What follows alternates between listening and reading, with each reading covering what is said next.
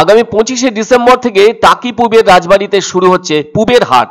ইছামতি নদীর তীরে অবস্থিত ওই রাজবাড়িতে যে পুবের হাট শুরু হচ্ছে সেটি চলবে 1 জানুয়ারি 2025 পর্যন্ত, যেন নতুন সংযোজন টাকির পর্যটন কেন্দ্রে। ওই 8টি দিন বাংলার গৃহবধূরা নিজেদের হাতে তৈরি করে খাওয়াবেন নলেন গুড়ের পিঠে থেকে শুরু করে নানান ধরনের খাবার। স্টল থাকবে রাজবাড়ির প্রাঙ্গণে। অল্প দামে সেই খাবারের স্বাদও নিতে পারবেন পর্যটকরা। তবে পশ্চিমবঙ্গ ছাড়াও ভিন রাজ্যের পর্যটকরাও এখানে এসে থাকেন, তার কারণ বাংলার প্রাচীন ঐতিহ্যকে সামনে থেকে প্রত্যক্ষ করতে। ঠাকুর দালানের বিষয়টি ভিন রাজ্যের পর্যটকদের আগ্রহ বাড়াবে বইকি। অন্যদিকে চট, বাঁশ ও বেতের তৈরি কুলো, তালপাখার মতো শিল্পকর্ম যথেষ্ট মুগ্ধ করবে তাদের। আবার টাকির গামছা সহ অন্যান্য হাতের কাজ পর্যটকদের আগ্রহকে আরো বাড়িয়ে দেবে। তারা ওসব জিনিস কিনে নিয়ে গেলে বাড়তি রোজগার হবে স্থানীয় মানুষদের। এ প্রসঙ্গে ওই রাজ পরিবারের অন্যতম সদস্যা শর্মিষ্ঠা ঘোষ জানান, টাকির পর্যটনে এবার নতুন দিগন্ত খুলবে পুবের রাজবাড়ি পুবের হাট, যেখানে সমস্ত পর্যটকরা 1 কিংবা 2 দিনের জন্য এখানে আসলে তাদের ভীষণ ভালো লাগবে। 300 বছরের প্রাচীন এই রাজবাড়িতে দালান কোঠায় যে সমস্ত ভাস্কর্য আছে সেসব পর্যটকদের কাছে যেন বাড়তি আকর্ষণ জাগিয়ে তুলবে। এছাড়াও আরও একটি আকর্ষণ দুই বাংলার মাঝে থাকা ইছামতি নদীতে নৌকো বিহার। বলা যায় মিনি সুন্দরবন বরাবরই ভ্রমণ পিপাসু মানুষের জন্য বাড়তি আকর্ষণের কেন্দ্রবিন্দু হয়ে উঠবে। শিয়ালদা স্টেশন থেকে টাকি স্টেশনের দূরত্ব 72 কিলোমিটার। ধর্মতলা থেকে টাকির থুবার মোড় পর্যন্ত 76 কিলোমিটার পথ বাসেই চেপে আসা যায়।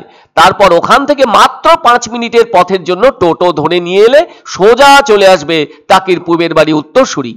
ঠাকুর দালানে পর্যটকরা সেলফি তোলারও সুযোগ পাবেন। তবে এখানে এলে ইতিহাসকে জানার পাশাপাশি পুরনো গ্রাম বাংলার ঐতিহ্যের মেলবন্ধন প্রত্যক্ষ করা যাবে। টাকির রাজবাড়িতে এলে যে ইছামতি নদীটি পড়ে তাতে প্রত্যেক দুর্গাপুজোয় দুই বাংলার জমকালো প্রতিমা নিরঞ্জন দেখার মতো হয়। ওই বিসর্জনকে কেন্দ্র করে প্রচুর মানুষের সমাগম হয়। আজ থেকে বছর 6 আগে টাকির পুবের বাড়ি লিজে নেন কলকাতার এক পর্যটন ব্যবসায়ী। ফলে ওই ঝিমিয়ে পড়া রাজবাড়িকে চাঙ্গা করে তোলার চেষ্টা চলছে। ভগ্নপ্রায় পুবের বাড়ির পুরনো কাঠামোকে বজায় রেখে জমিদার বাড়ির ধাঁচে ঝাঁ চকচকে করে তোলার পরিকল্পনা আছে বলে জানিয়েছেন ওই ব্যবসায়ী। বাড়ির আশেপাশে যে ফাঁকা জায়গা আছে সেখানেও পুরানো জমিদার বাড়ির ধাঁচে একাধিক কটেজ গড়ে তোলার কথা ভাবা হচ্ছে।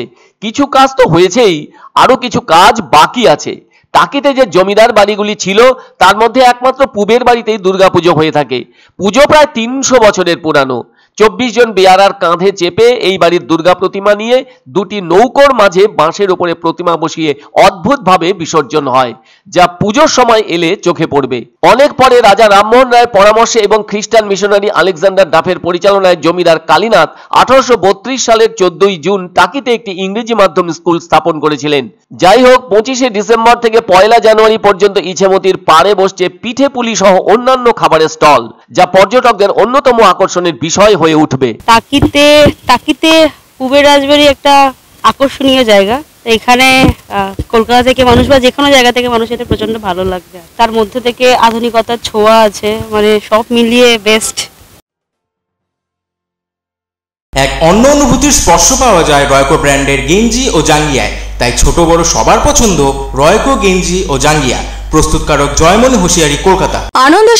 আনন্দ সংবাদ 30 বছরের নির্ভরযোগ্য প্রতিষ্ঠান ইন্দ্রমণি রাইস মিল। আমাদের কয়েকটি জনপ্রিয় ব্র্যান্ড হলো তাজ, বরলি, খুশি ইত্যাদি। আমাদের factory outlet CG trading company, Dinbazar, axis ব্যাংকের পাশে, জলপাইগুড়ি। এখানে সুলভ মূল্যে গুণগত মানের সব ধরনের চাল পাওয়া যায়। Phone number 9547029475। পছন্দসই সেরা খাবার খেতে হলে সোজা চলে আসুন রুচিসম্মত আধুনিক মানের রেস্টুরেন্ট রাজদরবারে। কেননা এখানেই আপনারা পাবেন ভোজনের রাজকীয় অনুভূতি। শুধু পুজোর সময় নয়, সারা বছরই রকমারি খাবার সরবরাহ করাই এই রেস্টুরেন্টের আভিজাত্য। আমাদের ঠিকানা রাজদরবার, রাহুতবাড়ি, বাবুপাড়া, জলপাইগুড়ি। ধামাকা ধামাকা ধামাকা! সানরাইজ মার্বেলের নতুন শোরুম শীঘ্রই আসতে চলেছে জলপাইগুড়ি গৌরীয় মঠের পাশে নতুন করলা সেতুর কাছে। এখানে পাবেন আধুনিক টাইলসের রকমারি সম্ভার।